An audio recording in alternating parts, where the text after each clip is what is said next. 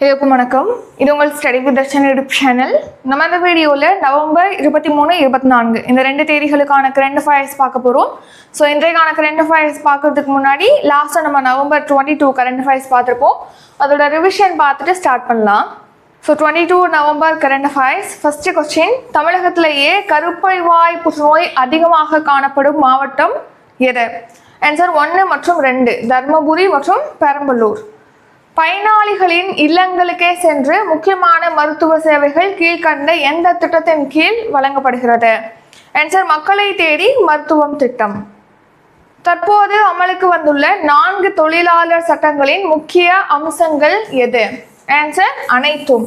So பாலின பாகுபாடின்றி சம வேலைக்கு சம ஊதியம் வழங்குறது. அடுத்த அனைத்து வகையான பணிகள்லையுமே பெண்கள் இரவில் பணிபுரிய அனுமதி வழங்குறது. உரிமம் பெற ஒற்றை பதிவு முறை அறிமுகப்படுத்துறது. இதெல்லாமே இதோட அம்சங்கள் தான். 4th கொஸ்டின், Sentinel-6B செயற்கைக்கோள் எந்த ராக்கெட் மூலம் விண்ணில் செலுத்தப்பட்டுள்ளது? ஆன்சர் ஃபால்கன் 9 ராக்கெட் மூலமா அனுப்பியிருக்காங்க. தேஜஸ் MK-1A போர் விமானத்தை கீழ்கண்ட எந்த நிறுவனம் தயாரித்துள்ளது? ஆன்சர் ஹிந்துஸ்தான் ஏரோநாட்டிக்ஸ் லிமிடெட் நிறுவனம். வங்கக்கடலில் உருவாகும் சென்யார் புயலுக்கு எந்த நாடு பெயர் வைத்துள்ளது? ஆன்சர் ஐக்கிய அரபு அமீரகம். 2025ஆம் ஆண்டுக்கான பிரபஞ்ச அழகி பட்டத்தை வென்றவர் யார்? Answer Fatima Bosch. ஆபரேஷன் சைஹா கீழ்கண்ட எதனுடன் தொடர்புடையது? ஆன்சர் சைபர் மோசடிகளுக்கு எதிரானது. 2025ஆம் ஆண்டுக்கான G20 உச்சி மாநாடு எங்கு நடைபெறுகிறது? ஆன்சர் தென்னாப்பிரிக்கா. நவம்பர் 23 and 24 இந்த 2 தேதிகளுக்கான கரண்ட் அஃபேர்ஸ் பார்க்கலாம். ஃபர்ஸ்ட் டாபிக் வந்து சயின்ஸ் அண்ட் டெக். சரி, ஃபர்ஸ்ட் கொஸ்டின், அறிவால் செல் இரத்த சோகை நோய்க்கான இந்தியாவின் முதல் உள்நாட்டு மரபணு சிகிச்சைக்கு யாருடைய பெயர் சூட்டப்பட்டுள்ளது? ஆன்சர் பிர்சா முண்டா. ஸோ பழங்குடியின தலைவர் தான் பிர்சா முண்டா. இந்த வருஷம் கூட அவருடைய 150வது பிறந்த நாள் அப்படிங்கிறது செலிப்ரேட் பண்றோம்னு சொல்லி பார்த்துருப்போம். எப்போ இவருடைய பிறந்த நாள்னா நவம்பர் 15, 1875 பிறந்திருப்பாரு. ஏன் இந்த நோய்க்கு பிர்சா முண்டாவுடைய பெயர் வந்து சூட்டணும்? ஃபர்ஸ்ட் ஆஃப் ஆல் அவருடைய 150th பர்த்டே வந்து இந்த வருஷம் செலிப்ரேட் பண்றோம் நவம்பர் 15. இன்னொன்று பார்த்தீங்கன்னா, இந்த அறிவால் செல் இரத்த சோகை நோய் அப்படிங்கிறது அதிகமாக பழங்குடியினர்கிட்ட தான் ஏற்படுத்தப்படுது, அதாவது உருவாகுது, ஏற்படுது அந்த நோய்ங்கிறது. ஸோ அதை கூட இந்த பழங்குடியினர்கிட்ட இந்த அறிவால் செல் இரத்த சோகை நோயை வந்து 2047ஆம் ஆண்டுக்குள்ளே ஒழிக்கணும் அப்படின்னு சொல்லிட்டு நம்ம டார்கெட்டும் வச்சுருக்கோம். நம்ம இதே ரீசெண்டாக கரண்ட் அஃபேர்ஸில் பார்த்துருப்போம்.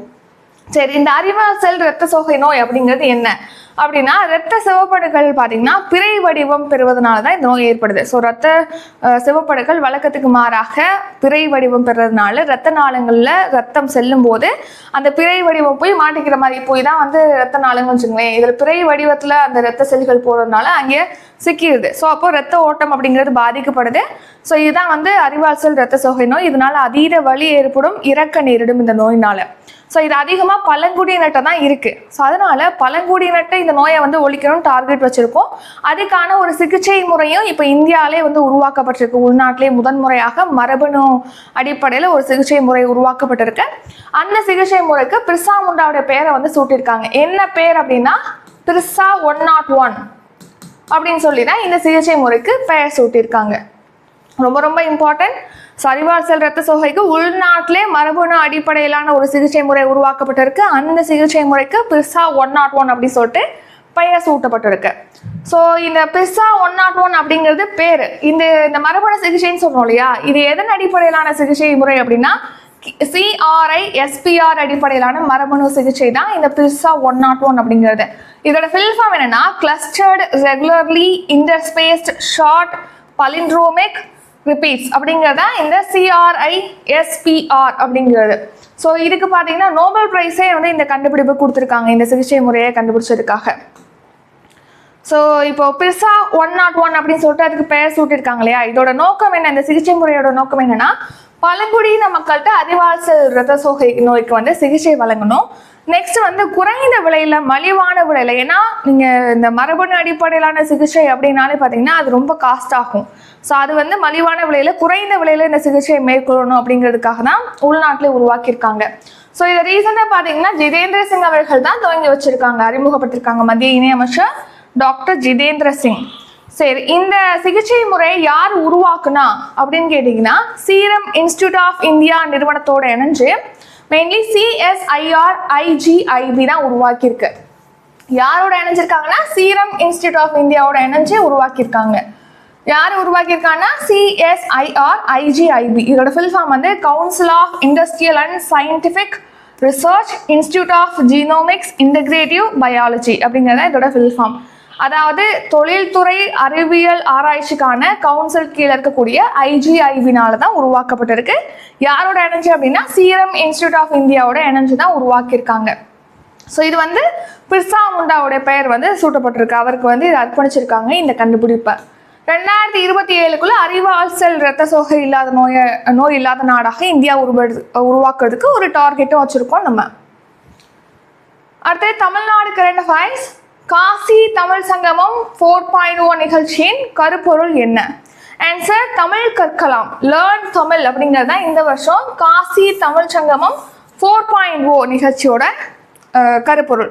4.0 அப்படின்னா 4வது பதிப்பாக இந்த வருஷம் நடக்குது. ஃபர்ஸ்ட் 2022 வந்து இந்த காசி தமிழ் சங்கமம் நிகழ்ச்சியை வந்து ஸ்டார்ட் பண்ணியிருப்பாங்க. ஏன்னா தமிழ்நாட்டுக்கும் காசிக்கும் இடையிலான பண்பாட்டு தொடர்புகளை மீட்கணும் அப்படிங்கிற வகையில தான், கலாச்சார உறவுகளை மீட்கணும் அப்படிங்கிற வகையில தான் இந்த காசி தமிழ் சங்கமம் நிகழ்ச்சி ஸ்டார்ட் பண்ணாங்க. இப்போ 4th எடிஷன் வந்து இந்த வருஷம் தொடங்க போறாங்க.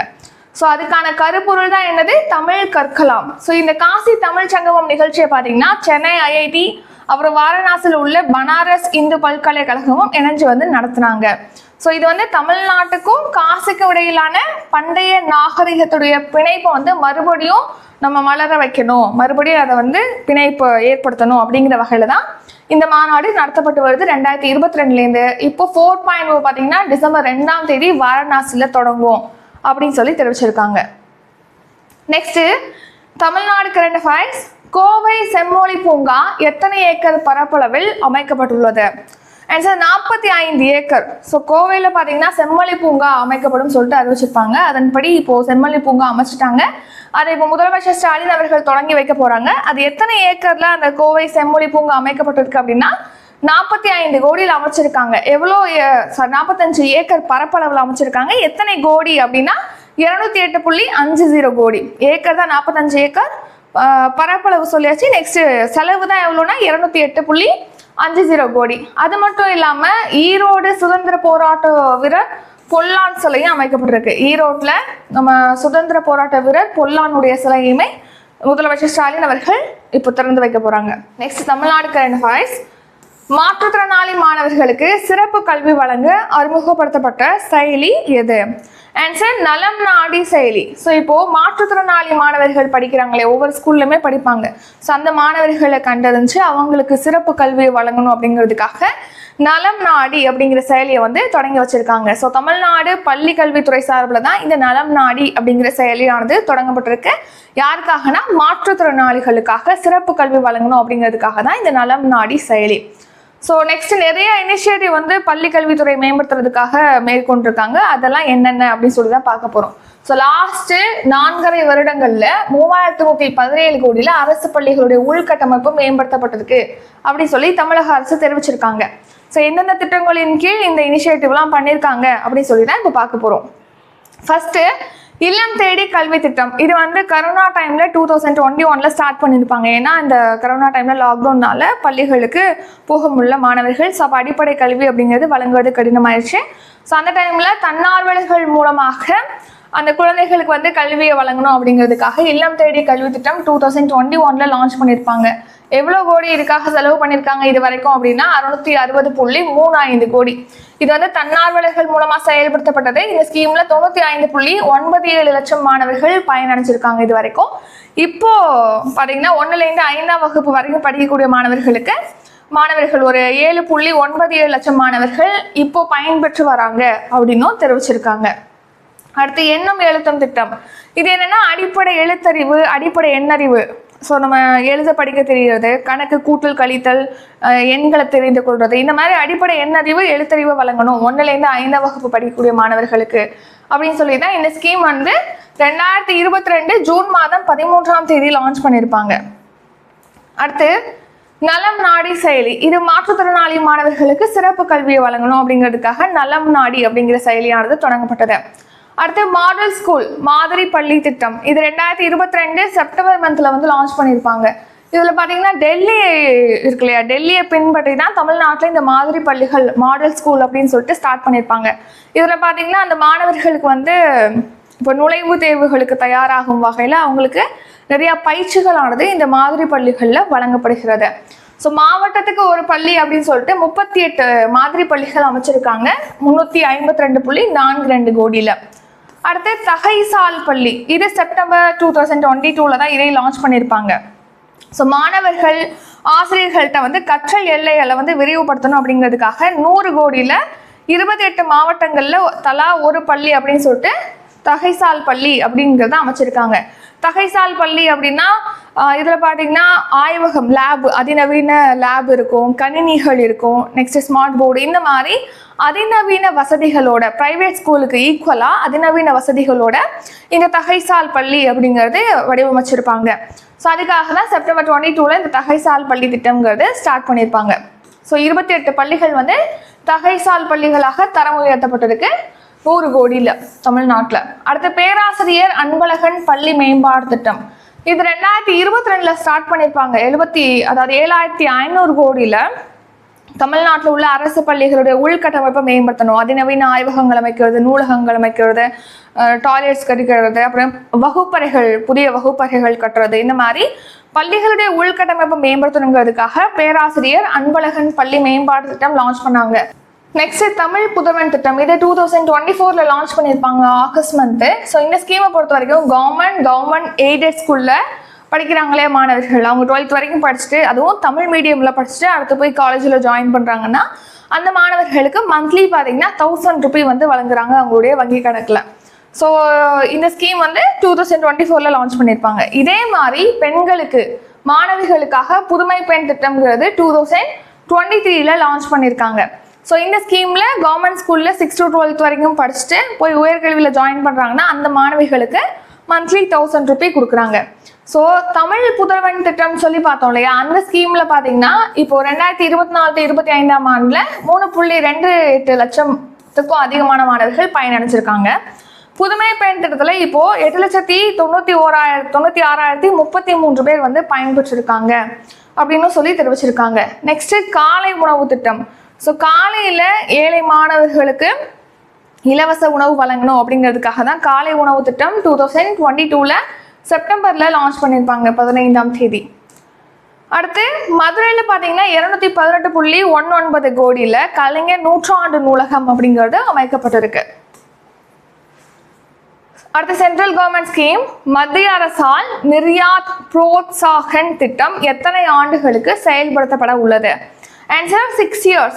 ஸோ இப்போது நம்ம அமெரிக்கா இருக்கு இல்லையா, அமெரிக்கா பார்த்தீங்கன்னா நம்ம இந்தியா மேலே ஒரு 50% வந்து வரி போட்டிருக்காங்க, டாரிஃப் வந்து போட்டிருக்காங்க. அந்த 50% வரினால் ஏற்றுமதியாளர்கள் ரொம்பவே பாதிக்கப்பட்டிருக்காங்க. ஸோ அவங்களுக்கு ஊக்கமளிக்கும் வகையில் இப்போ ஒரு 2 துணை திட்டங்கள், ஏற்றுமதி ஊக்குவிப்பு திட்டத்தின் கீழ் 2 துணை திட்டங்கள் ஸ்டார்ட் பண்ணுறாங்க. அதில் ஒரு துணை திட்டம் தான் இந்த நிர்யாத் புரோத்சாகன் திட்டம். ஸோ இது என்னன்னா ஏற்றுமதியாளர்களுக்கு நிதியுதவி வழங்குவதற்காக தான் இந்த ஸ்கீமை அறிவிச்சிருக்காங்க. இது 6 yearsக்கு வந்து செயல்படுத்தப்படும் அப்படின்னு சொல்லிட்டு தெரிவிச்சிருக்காங்க. ஸோ மெயின்லி அமெரிக்கா நம்ம மேலே டாரிஃப் போட்டிருக்கு. ஸோ அதனால ஏற்றுமதியாளர்கள் பாதிக்கப்படுறாங்க. ஸோ அவங்கள வந்து ஊக்குவிக்கணும் அப்படிங்கிறதுக்காக தான் இப்போ இந்த 2 துணை திட்டங்கள் அப்படிங்கிறது ஸ்டார்ட் பண்ணுறாங்க. ஏற்றுமதி ஊக்குவிப்பு திட்டத்தில் 2 துணை திட்டங்கள் ஸ்டார்ட் பண்ணுறாங்க. அந்த 2 துணை திட்டங்கள் என்னன்னா நிர்யாத் புரோத்சாகன் அப்புறம் நிர்யாத் திசா. இந்த 2 திட்டங்கள்ல எவ்வளோ கோடியில் செயல்படுத்த போறாங்க அப்படின்னா 25,060 கோடியில் 6 நிதியாண்டுகளுக்கு, நெக்ஸ்ட் ஒரு 6 நிதியாண்டுகளுக்கு செயல்படுத்தப்படும் இந்த திட்டம் சொல்லியிருக்காங்க. அதில் ஃபர்ஸ்ட் திட்டமான நிர்யாத் புரோத்சாகன் திட்டம் பற்றி பார்த்தோம்னா இது வந்து ஏற்றுமதி ஊக்குவிப்பு திட்டம். இந்த 25 கோடி பார்த்தோம்ல, 25,000 கோடி, அதில் இந்த ஸ்கீமுக்கு 10,401 கோடி இதில் ஸ்பெண்ட் பண்ணுவாங்க. ஸோ எம்எஸ்எம்இ நிறுவனங்களுக்கு பார்த்தீங்கன்னா குறைந்த வட்டியில் அவங்களுக்கு கடன் உதவி வழங்குவதற்கான ஏற்பாடு இந்த ஸ்கீமில் செய்கிறாங்க.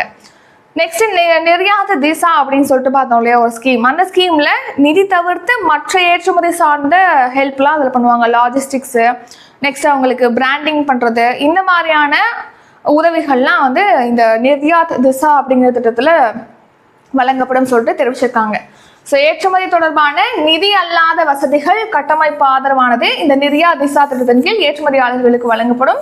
இந்த ஸ்கீமுக்கு 14,659 கோடியானது ஒதுக்கீடு செய்யப்பட்டிருக்கு. அடுத்து சமிட்ஸ் மாநாடு. ஐநாவின் வருடாந்திர பருவநிலை உச்சி மாநாடு எங்கு நடைபெற்றது? Answer Brazil. நம்ம ரீசெண்டாகவே பார்த்துருப்போம். பிரேசில்ல பெலம் அப்படிங்கிற நகரத்துல தான் இப்போ இந்த மாநாடுங்கிறது நடைபெற்றது. இந்த வருஷம் நடைபெற்றது 30வது பதிப்பு. ஸோ அதனால இதை COP30 மாநாடு அப்படின்னும் கேட்கலாம். ஐக்கிய நாடுகள் பருவநிலை மாற்ற மாநாடு அப்படின்னும் கேட்கலாம். COP30 மாநாடு அப்படின்னு உங்களுக்கு கேட்கலாம். ஸோ இந்த மாநாடு இந்த வருஷம் பிரேசில்ல நடைபெற்றது. இந்த மாநாட்டில் பார்த்தீங்கன்னா ஒரு 194 நாடுகள் வந்து பங்கேற்றிருக்கு. இந்தியா சார்பில் யார் பங்கேற்றா அப்படின்னா பூபேந்திர யாதவ். ஸோ இந்தியா சார்பில் மத்திய சுற்றுச்சூழல் துறை அமைச்சரான பூபேந்தர் யாதவ் தலைமையில ஒரு குழுவானது பங்கேற்றிருக்கு. ஸோ இந்தியா சார்பில் யார் பங்கேற்றாங்க அப்படிங்கிற மாதிரியும் கொஸ்டின் கேட்பாங்க. ஸோ அதையும் பார்த்துக்கணும். நெக்ஸ்ட் இந்த கூட்டத்தில் என்னென்ன முடிவு எடுத்திருக்காங்க அப்படின்னா, முக்கியமா இந்த பருவநிலை மாற்றத்துக்கு காரணமே வந்து அதிகமாக கரியமில வாயு வந்து இந்த வளிமண்டலத்தில் கலக்கிறது தான் காரணம்.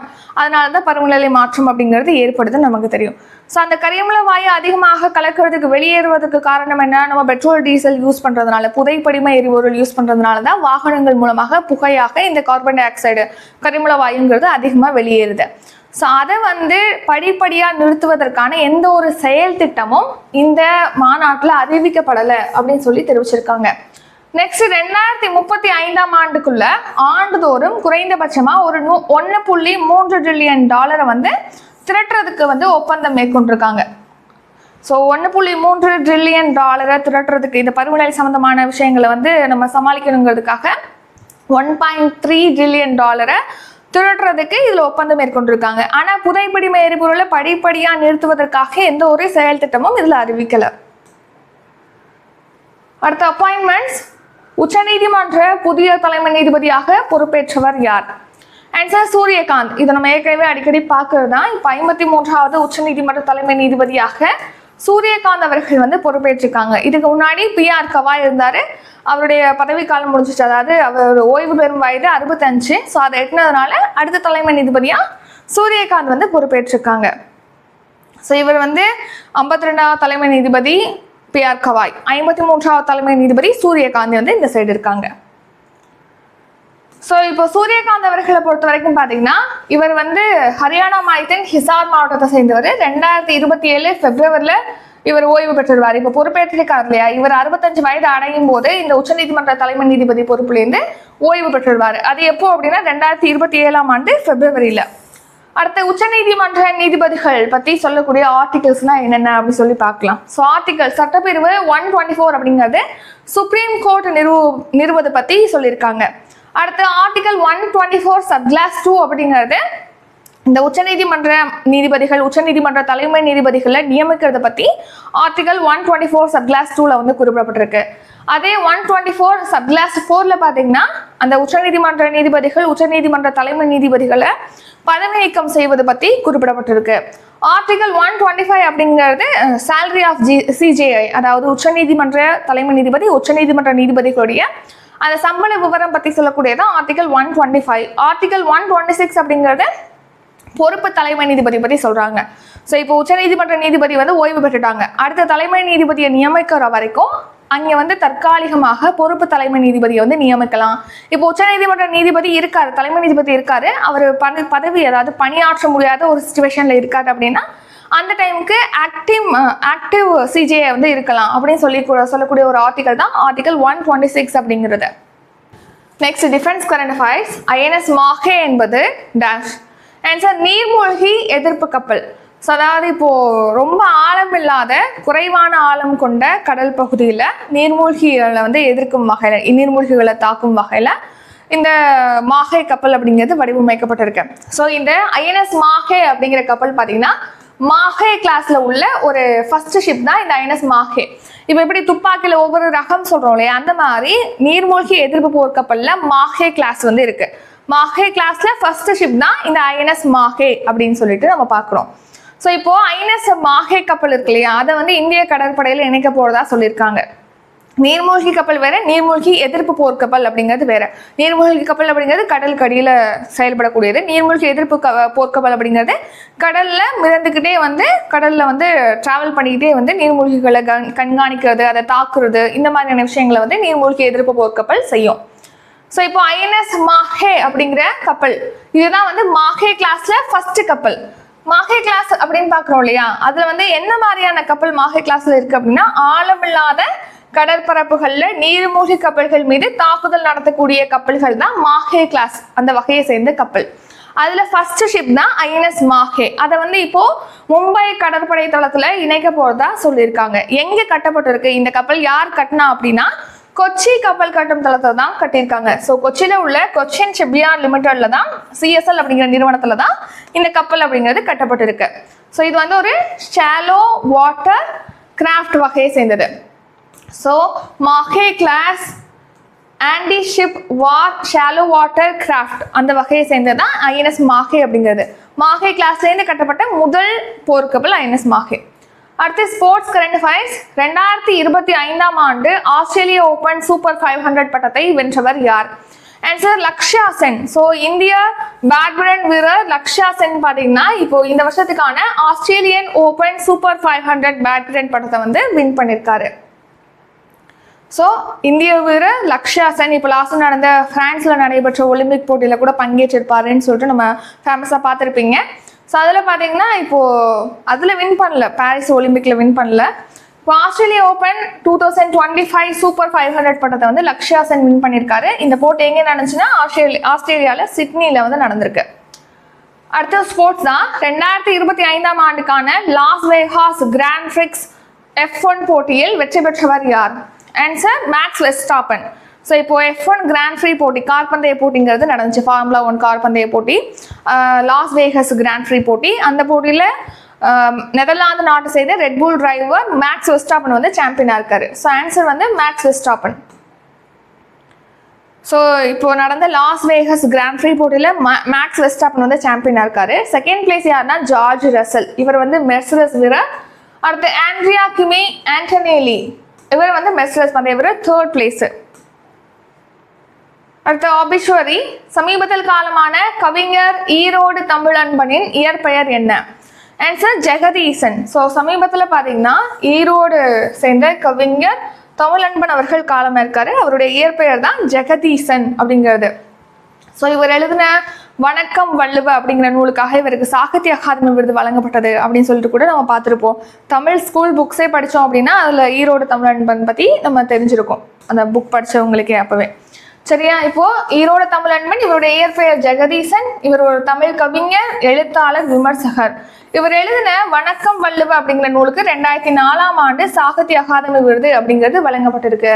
இது மட்டும் இல்லாமல் நிறைய நூல்கள் அவர் எழுதியிருக்காரு. அது என்னென்ன முக்கியமான நூல்கள் பார்த்தோம்னா, தமிழன்பன் கவிதைகள், அப்புறம் தோணி வருகிறது, தீவுகள் கரையேறுகின்றன, சூரிய பிறைகள், திரும்பி வந்த தேர்வலம், பனி பெய்யும் பகல், இரவு பாடகன், இதெல்லாமே வந்து தமிழன்பன் அவர்கள் எழுதின முக்கியமான நூல்கள்.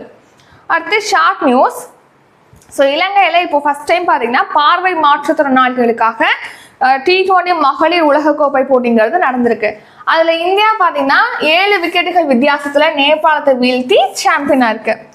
அடுத்து ஹிந்து தெய்வமான பராசக்தி குறித்த நூல் தான் தேவி மகாமாத்தியம். ஸோ அதன் அடிப்படையில் தீட்டப்பட்ட ஓவியம், 200 ஆண்டுகால பழமையான ஓவியங்களை இப்போ வெளிநாட்டுக்கு அனுப்புறதுக்கு பிரிட்டன் வந்து தடை விதிச்சிருக்காங்க.